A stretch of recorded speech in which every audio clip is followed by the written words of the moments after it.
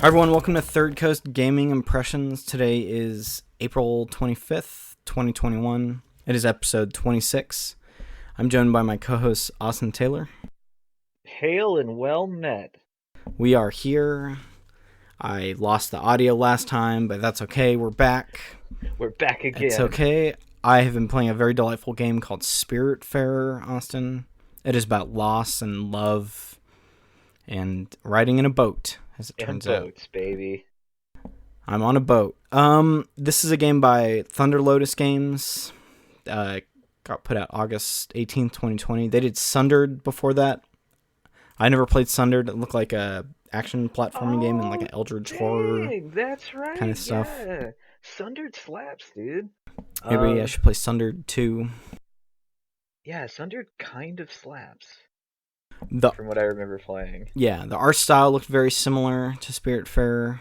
So all right, so in this game you're playing as Stella. She's like a little girl, and you have your cat Daffodil with you, and you're taking over for Sharon, who's like the ferryman who kind of carries souls from along sticks in like Greek mythology. So you're kind of doing that in more of a whimsical way. They kind of give you the title of the Spiritfarer when you take over for him. And there's this big gate called the Ever Door, and it's a gateway to the afterlife. So you get gifted this like magical kind of light called the Everlight that's always like shining bright, even like through your darkest times. Just kind of like you are the light people are seeing. So there's all these spirits that are stuck in. I don't know if this is the real world or if this is kind of like a limbo that a lot of people are stuck in, but you're picking up animal spirits who may or may not have been human on the other side. And you are picking up, there's some like resource grinding. You have this boat that's kind of like starts out as like being 3 cars long, and you're kind of getting upgrades and making it faster, or putting different like you get like farming stuff, you get some like woodworking place areas, and you get like a smithy, like an ironsmith shop.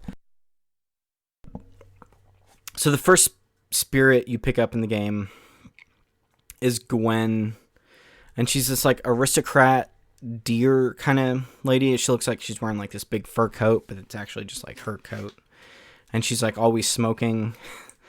And her thing is she has like she grew up in like her like aristocrat like North American lifestyle. It's very like kind of feels like a 1920s kind of time period.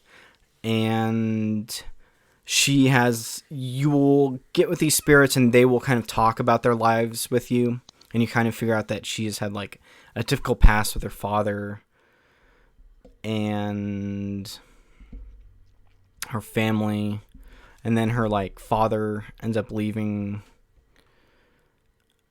and she like eventually you go back to her like childhood home, and she's like kind of sulking around while you're kind of like she doesn't even want to go inside, so Yeah. you will kind of go inside the manor and go pick up some stuff for her while you're there. So you have all these quests that you'll take for him, where like in the beginning I'm setting up like a she likes to make clothes and stuff through like a weaving mill or whatever they're called.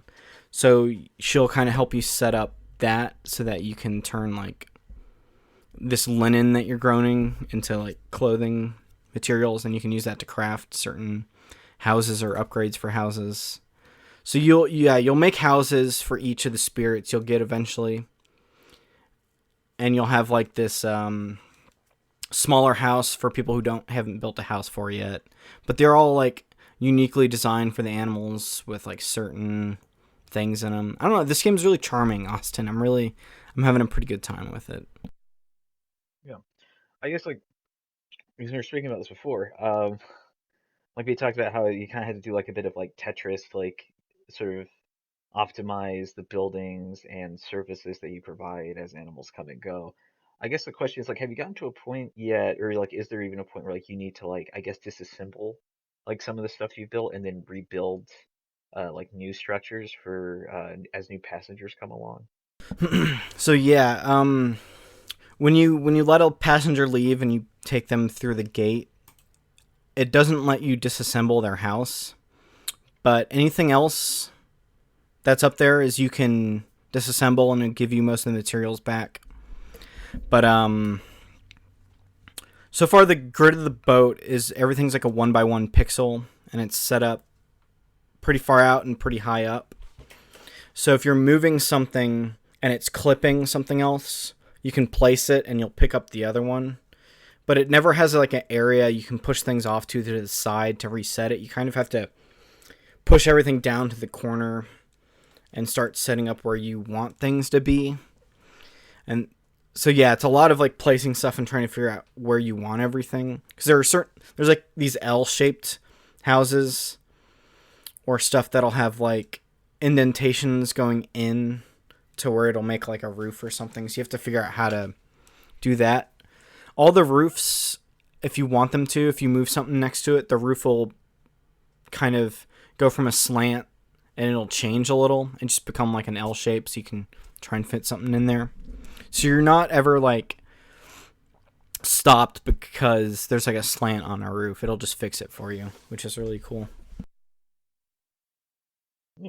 Okay. Yeah, and I think like the emotional connection you have with a lot of these people like kind of goes a long way helping with this game, kind of pushing you past like whereas this game is like kind of like a crafting like Harvest Moon or an Animal Crossing thing where you're collecting stuff. But yeah, it's like more so crafting in like those survival games where you have to collect a lot of stuff. And I think you being able to have these connections with these spirits really helps you get past that a little bit.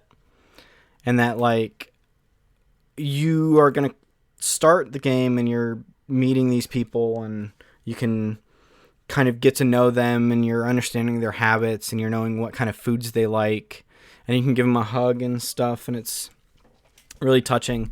And then at some point you're going to have to complete their mission set and you're going to go have to ferry them and learn that they're not going to be there for the rest of the game. Is that once you take them to the Everdoor, they're not going to come back. And I think the first time that happened, I got a little hung up on it, like it hit me a little bit, you know. And you just kind of go, like I kept her house in there and I would kind of walk up back into her house and I would sit in there. Like you can sit in their furniture and stuff. And then you can go back to doing everything else.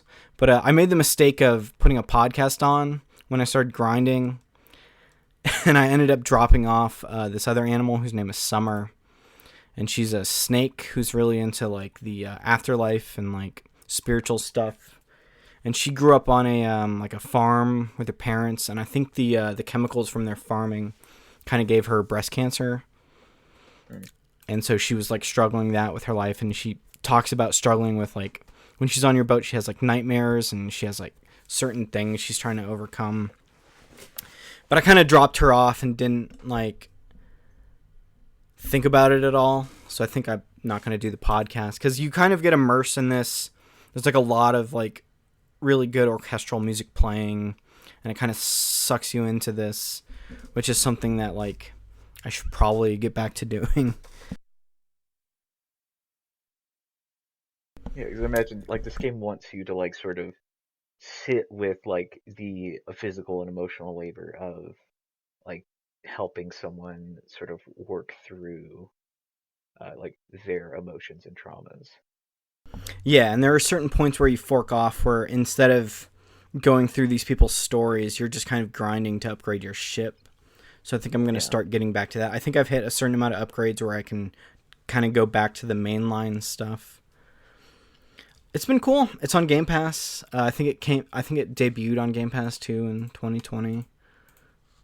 Last year. I think it just recently is coming to Switch, is what they're saying. So, and there's new DLC coming out. No, it released on Switch, yeah. But yeah, they're having 4 new spirits to the game coming out, and they're doing some other stuff with it. So that it's been cool. I've been enjoying it, Austin. It's a very fun game. Rad. Right, I might get back to it because I remember starting it, getting like a hard crash, and then just never getting back to it. Yeah. I might do that while I still have Game You Pass. know, you posted some nightmare tweets about Adios, and I was like, "What is this game?" And you're like, "It's Adios." I'm like, "Oh, there's a horse that stares at you. What is this game, Austin?" Yeah. So, oh, one moment.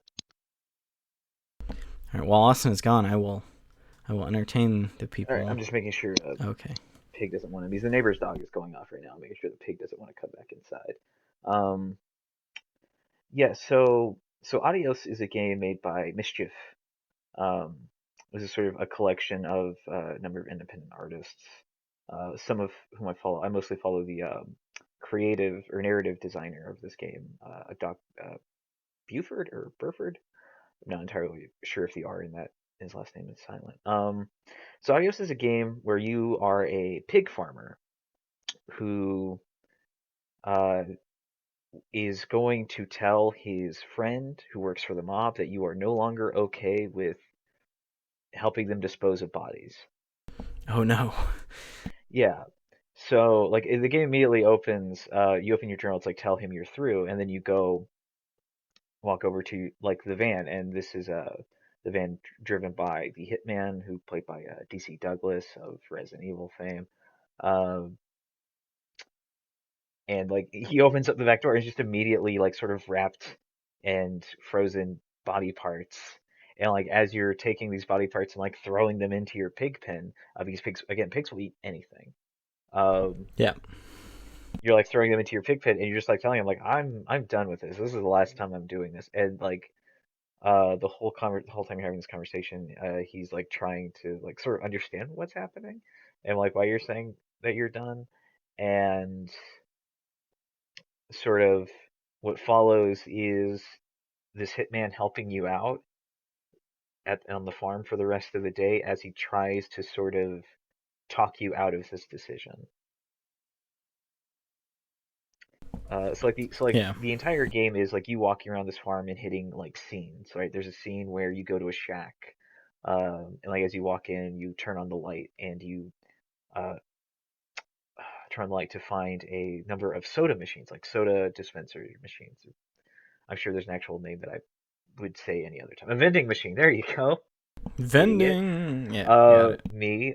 Yeah. So like these vending machines and the farmer and the hitman have this talk about like hobbies, right? Because the hitman's like, why do you have this in here? He said, well, I like the farmer says I like fixing them up. It's a hobby for me. It calms me. It keeps me sort of helps me keep focused.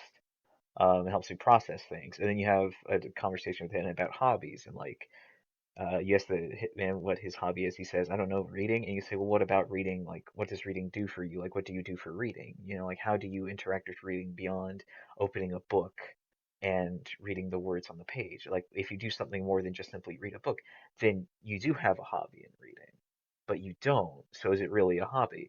And so it's all these like sort of these conversations, um, these like kind of like sullen, like almost like sad conversations uh, for this over the course of this entire day until eventually like a break happens in like the hitman's ability to like take your shit.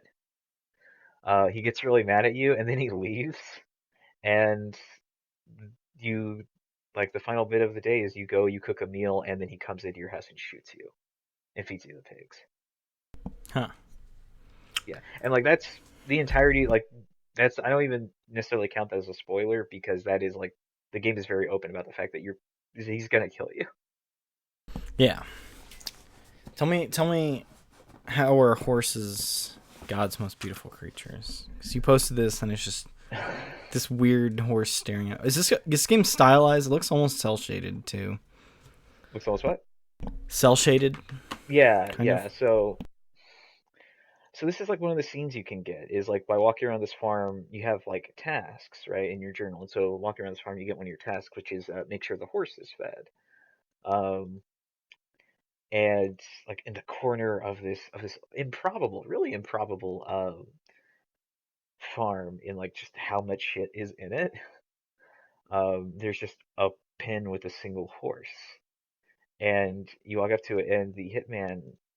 asks you, why do you have a horse? Like you have goats. I get why you have goats because you like the to like use the milk to make cheese. I get why you have pigs because they're the whole reason we work with you. But why do you have a horse? And his response is, the horse is God's most beautiful creature. I see. I see. This game short? Is it only like an hour long? Hour and a It's half? like my first playthrough of this was 76 minutes. Gotcha.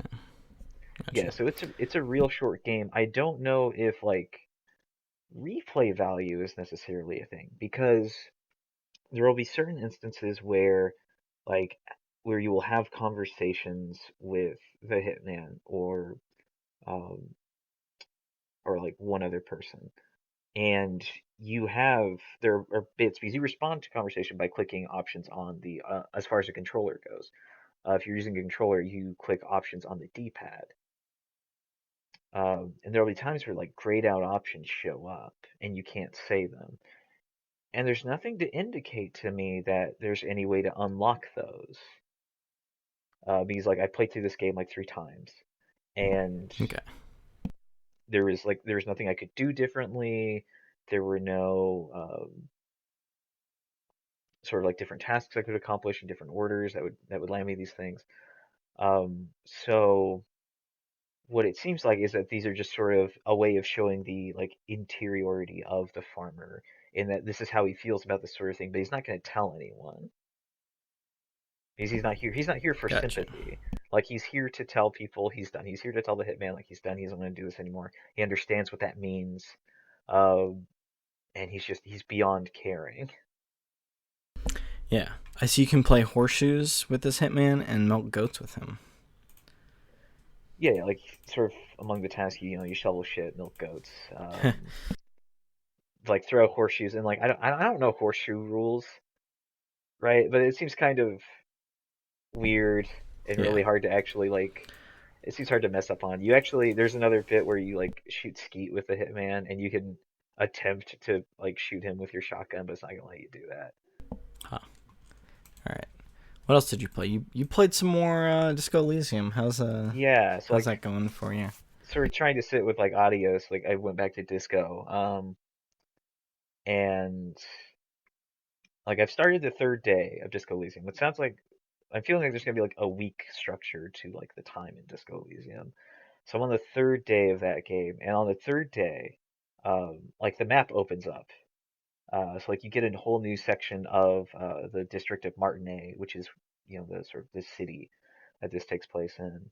So now you have access to the fishing village, which is, I guess I would say, like the sort of is described in the game as being pornographically poor.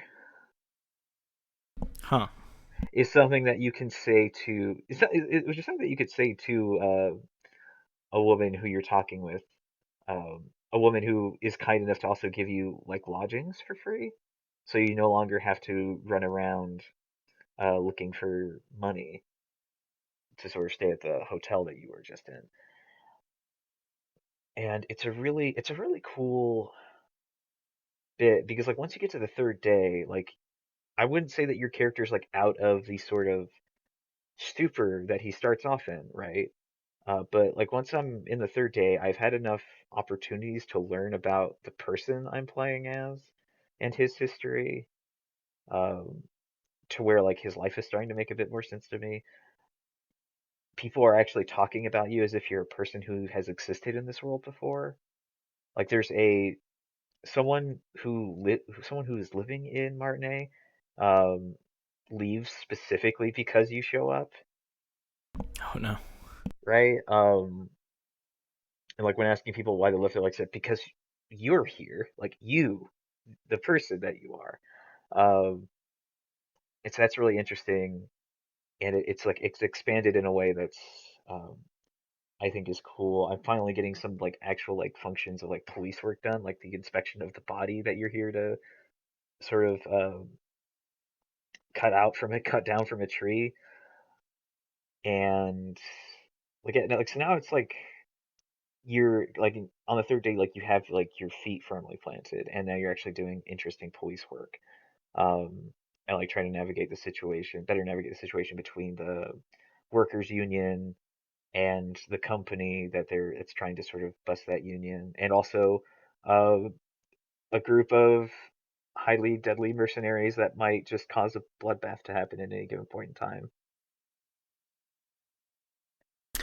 So what you're telling me is I should just play this game, Austin. Yeah, This all sounds really fucking so what I'm wild. saying is Disco Elysium's like dope, right? I don't know if it's like critique of policing is really that strong since you are a cop. Um, I'm not sure. Like, I'm hoping that there's gonna be like something more interesting as the game goes on. Uh, it does have like some pretty like heavy critiques of like racism that I think are interesting. And also you get to sing karaoke. Like I got to sing a really sad karaoke song, Oh, dope. and that was, yeah, it was great.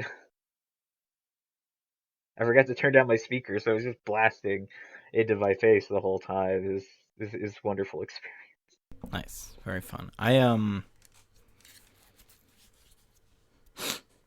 Played You did some looting and shooting. I played some Borderlands 3. That was that game is another one of those comfort games where I can just sit there and turn the dialogue audio all the way off Oh yeah. cuz I don't need those jokes in my life. But yeah, I played this game when it first came out, and sometimes I'll just hop in and grind a couple levels and just hang out. I think I'm almost at the end of the game, honestly, but I still haven't beaten it. But yeah, this it came out fucking September 2019. I don't know. I played as Mose. She's the Russian shooting lady who drops a Yeah. robot and gets The into soldier. it. Yeah, The the soldier soldier. archetype. Yeah. Yeah. She's cool. I looked up some builds to where you'll be in the robot for way longer than you should, because you have like a gas meter pretty much, and I realized on the tree somewhere there's just something that gives you more gas pretty much. So I'm just like in this mech shooting rockets at people. It doesn't fucking matter what guns I have. I'm just murdering everything as this fucking mech. It's really funny. This game still looks very pretty. I want to try it on the Series S because I know they put out like a new version of this. Yeah, like an updated. Yeah, like an updated version that has like better frame rate and maybe looks a little better. I as much as I played 2 and 1, I think 3. God, the shooting in 3 is just so much better than the other ones. Like you have a slide now, and it just makes everything better, Austin. Yeah, like, And you can mantle up stuff. yeah, generally like the sort of gameplay look of 3 always seemed like it was a huge improvement over 2 and 1, which are games that I would always describe as like very, the shooting in those games always seemed very like weak to me in a way that it Yeah. shouldn't. Like at the time when they came out, they were fine, but they once like the PS4 came out and we were getting a bunch of the FPS stuff on PS4, like Destiny 1 like completely like outshines like the shooting in like Borderlands 2. I mean, Borderlands 2 was like a 2010 game as well. Those games are like 4 or 5 years apart, but you can definitely feel like even Borderlands 2 they were keeping with some of the like limitations of like the shooting from 1. Pre-sequel is really funny. The writing that I enjoy the most is from Pre-sequel because it's an Australian team who made that game. It's 2K Australia, and it just feels like you're in space Australia, and it's great, and it's a good time. And you can just play as Claptrap for some reason, and his super is that he uses other people's super. So one point you'll just use like the Valkyrie super from like the first game, or you'll have a disco ball that shows up. It's really dumb. Yeah, it's just a variety of effects. Yeah, the thing with pre-sequel is like, and like, I think is part of my larger critique of Borderlands as a series, is that it's a really cynical series. And I think Yes. like when you get to pre-sequel, and like Tales from the Borderlands, they move away from that cynicism in a way that like just makes this whole thing seem very refreshing. Yeah, those games are pretty refreshing. I think even Borderlands 3 is like the two main antagonists are like these two streamer people. Yeah, they're streamers. Yeah, they're They're cultist streamers streamers. who are like hypnotizing people, or I don't know, they have like a cult of people following them. It's all the Yeah. fucking bandits and shit. So, and they're assholes. They're just both assholes pretty much. Not even like a fun way. Like Handsome Jack was like the better villain of the 3 games, but not by much. Oh yeah, well they milked that bastard for ages. Yeah, definitely. Yeah. Yeah, and it's like when you get into 3, like the whole plot of 3 is like they are going around hunting sirens who within Borderlands are women who possess like abilities of like to manipulate matter, basically. And there's like within Borderlands lore, there's like at 6 at any given point in time in the galaxy, and it's this Yeah. really weird sort of thing. Like they like actively just like kill characters off in like some really unceremonious ways, um, while like pushing some of like these newer characters. I'm not sure the writing is there for that in a real way. No, and even like the main characters don't. It's always the villains who have more of like personality, or the people who give you quests instead of like the people you're playing as. At Yeah. least like I like the voice acting of Flack because it's a YouTuber. I'm trying to remember his name. Let me look up this voice actor. It's ProZD. Oh Jesus. And he plays Flack. It's very good. Or Sungwon Cho. Very funny guy. Okay. Yeah, you Yeah. said okay. Yeah, I remember who that is now. Yeah, never mind. I thought I heard ProZD, and for whatever reason, I thought to like the YouTuber who got in trouble for doing like that Counter Strike bullshit. Oh Um, no, different guy. yeah, yeah, it's a Different completely guy. different guy because I don't Different guy. know. He makes comedy videos. Yeah, I know ProZ. I don't know ProZD as ProZD. Is All the right. thing. Like I know that's now I know and I can sort of associate that tag now that I have his actual name. Um, Gotcha. Gotcha. yeah, and it's like it's stuff like that. Like within like 3 like seems kind of like overly cynical, and like the way that it's like its villains are just Twitch streamers. Like and their sign off is like what like subscribe and obey Yeah, some or shit like some that. I don't know. shit. Fuck it. Yeah, I don't care. I'm just here for shoot stuff. yeah, so I've never really like been into that the humor of Yeah. like mainline Borderlands At games least for like that specific the reason. first Borderlands had like probably some of the best humor, and then 2 started getting into like internet humor a little more. Is what how I would explain it. Yeah, and the other thing about like Borderlands that's always been a bit strange is like Borderlands since 2, like at least the mainline games, they've always been these games about the characters from like the first game instead of the people you're playing as. Yeah, it's really weird how that ends up going through. You don't even you meet like Maya from Borderlands 2 because she's one of the other sirens that you do stuff with. But I think there's some DLC quest lines that open up where you get to meet like it's like Axton and like the Gunzerker from 2. His name's Salvador, and I think they're like announcers or some shit for some stuff you Yeah, can do in that. But I haven't touched it and yet. there's another DLC that's like you going through Krieg's mind. Oh, that's a pretty good one. Krieg is probably one of the best DLC characters from Borderlands 2 because he's just a he's a psycho, and he's a whatchamacallit. He looks like a bandit pretty much Yeah, so that he's you're the murdering the whole time, except he's fucking crazy. yeah, so he's like a bigger version of like what the game attributes or what the game series is called like psychos, which are always like shirtless dudes with like masks with like the vault symbol on them who run at you with axes that are made up of like buzzsaw blades. Yeah, so Um, that's his super is he'll take his buzzsaw blade out and he'll scream about blood or something. yeah, like a He's a meat very funny bicycle.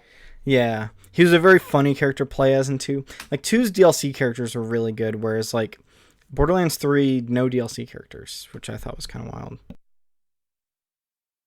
You know, like I know, like yeah, so you have like Krieg in 2. I think you get like a Hammerlock in two's DLC. I think Um, there might be DLC. yeah, there's Sir Hammerlock is like it's like an area you go to. I don't think you get to play as him.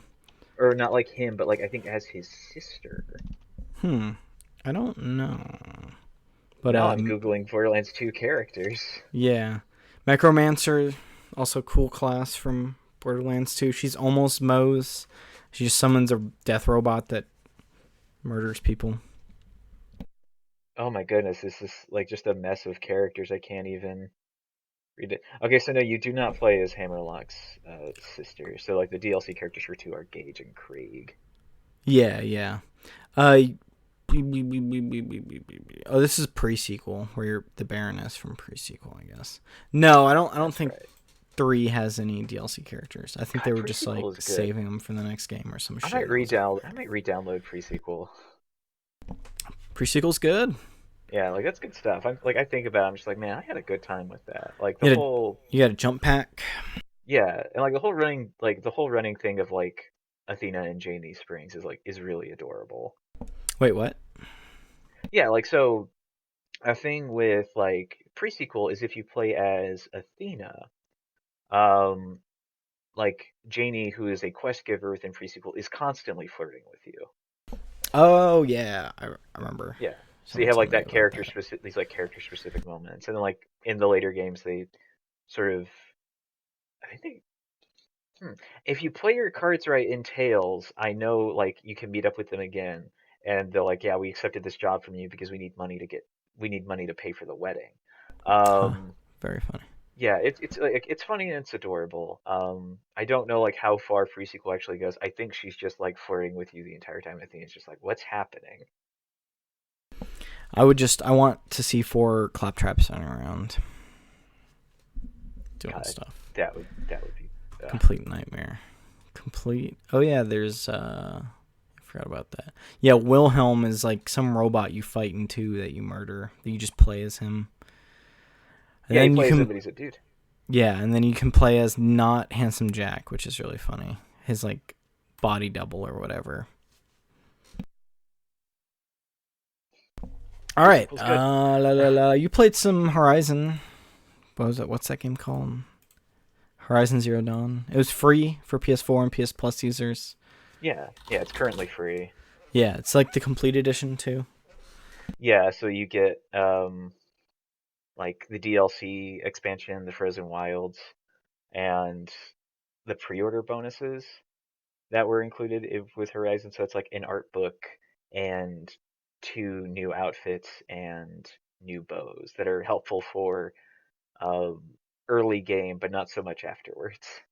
Yeah. Oh, I forgot. Yeah, Aloy coming to Fortnite Yeah, Aloy in Fortnite, in baby. Fortnite. Yeah. All right. Yeah, it's whatever.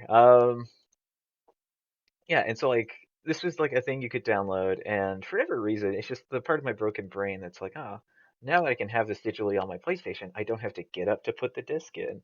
Um, Oh, so I bet. downloaded this. Yeah, I downloaded this, and then I like deleted the data that I had for like the original version of Horizon on my PS4 because I've Oops. been working through a. Well, I just mean like the game files, not even like the save files. Like the save files work on the complete edition too. Because I've been working through a ultra hard playthrough of Horizon Zero Dawn for the better part of like Huh. a year. And like the whole thing with Horizon, sort of post apocalypse, um, sort of society crumbled. Now this whole thing takes place in a sort of valley in Wyoming, I'll say, where you are just one of many tribes or clans of people who are now sort of building societies in the wake of that. You don't really know anything about the world before, and also the world is now populated with machines that act like animals. Um, it's like, what's their whole deal? You'll find out. Yeah, I don't Uh, think I've ever gotten farther than like 3 or 4 hours in this game. Also. yeah, I mean that's understandable, right? Because like the opening of this game is not super good. Like once the open world like really like is available to you, I think the game's strengths really start shining through in both its enemy variety and just the general look of the game. Um, Yeah. yeah, I think it really like this is the first time Gorilla has built uh, a game like this, and it shows. right? Because so many of the quests that are here feel like are just fetch quests. So many, like, and just about every reward for any quest you do is actually just a loot box that you get in your inventory, which is good. Like, Uh, I will say the boxes are a good thing because the thing about the boxes is they provide infinite inventory space. ooh, Because you have limited inventory space and your inventory fills up wicked fast because you need to keep collecting yeah, resources. Things like ridgewood, which is just sticks, metal shards, a flammable liquid called blaze, chill water, which lets you make bombs that can like freeze machines, right? And you need to collect all these to create ammo types for your weapons because you have this like wide variety of weapons, arrows, slings that fire out bombs and such. A rope caster that you can use to tie machines down to the ground so you can get criticals on them. All that good stuff. Um, so like the loot boxes actually let you sort of hoard an infinite amount of materials because that way you're not constantly filling up all your slots because I think I have the maximum inventory slots and it's like 120 and that's nothing. oh, I see. I remember enjoying the combat of it. I think I just other things came up and I was like, I'll play this later, Yeah, and then I never played it later. the combat is good. Um there's definitely like the game can go on for a really long time and so like you can get pretty repetitive in its encounters with things like glint hawks, which are robot birds, but not the big robot birds, the small robot birds. Um the game loves throwing that enemy at you and I don't know why because it's not a fun enemy to fight. Oh, the birds, the Yeah, birds. all you have to do is hit them with like a thing of your rope caster. You don't even have to necessarily time them down, right? Because there are two statuses with your rope caster. There's like are can only move in like a limited range because they're like still attached to this rope, and then there's like pulled all the way down so they can't actually move. All you need to do is hit them once so they can't move that far, and then you can just start pelting them with arrows and like hit their big cold ice heart, which will basically blow them up. Gotcha. It seems cool. Hey, it's free for people. Seems like Yeah, you're like really into this game. yeah, As it's a someone who cool wants to game. start a hard gameplay, like a hard campaign of this. Dude, I couldn't tell you why. Actually, no, I can tell you why I did that. Because when they introduced that mode post-release, they're like, if you complete this game on ultra hard, you get you can put like face paint on Aloy, Oh, bet. right? Because I like this game's cosmetics. I understand that this game is trading in some imagery it probably shouldn't be in regards to Yeah. like stereotypical like imagery and writing around or like analogous to how people have written about indigenous people, specifically Native Americans, for a Yeah. while. Um, is trading in some of that language and imagery, and I don't think it should necessarily be doing that. But game fun, Yeah. And it's right? pretty. Like, at least it does it, like, services it well enough to where, like, the art design, like, kind of, whatchamacallit, like, can't think of the word, Austin. It's fine. It's Yeah, fine. like, and once you move out of like the first section where you're like in the sacred lands of the Nora, right, which is the tribe that you sort of kind of were born into and been cast out from as a baby. Um, like the sort of the imagery and aesthetics of the game change so dramatically, and it's so much more interesting. Yeah. Uh, Yeah, it seems cool. I should play it sometime when I get a. I hear the PS4 Pro version runs pretty well. I don't know if it yeah, the has pro like version a. runs really well. Yeah, I don't know if it has like a PS5 update yet. I don't think yet. I imagine we'll get something like that once the sequel is like has a definitive release date, right? So like once Yeah. Forbidden West is like maybe like a couple months away, it's like okay, here's the upgraded performance for Horizon Zero Dawn. Um, All right. which would be cool to see since this game's also on PC. Oh yeah, that's right. Totally Yeah, is. and I have honestly I've thought about buying it on PC because my biggest complaint with like the gameplay on the PS4 is that the camera is always really close to you. And it does not help you very much when you're doing a big fight and Aloy is still taking up most of the screen. Yeah. Well, I'm on GameSpot, and they gave the Mortal Kombat movie a 9, and that is inaccurate. This movie is a 6 or a 7 at best. All right, I gotta go eat lunch. All right. We cannot talk about Mortal Kombat again. No, we can't. Kano's great though. I don't know what I'm saying. All right, I have to go. Kano's allowed to be a character, therefore he is the best part. Oh, you fucking be. Kano wins. All right, I gotta go. I'm at Travis23 Doyle on Twitter. We'll catch you next week. Yeah, I guess I'm at Beardless too if you really need to find me. Okay, they gave Snyder Cut a 3, and they gave Mortal Kombat a 9. I don't think who's reviewing these movies at games. I'm sorry, I disagree. Completely. All right, I gotta go. All right, can't. 2 different reviewers. It's fine. Yeah, it turns out people have differing opinions. It's wild. It's wild. All right, it's wild. We'll catch y'all next week. Twitter account doing some bullshit. Yeah. Alright, it's fine. Alright, never mind. It's all good. Alright, bye. Bye.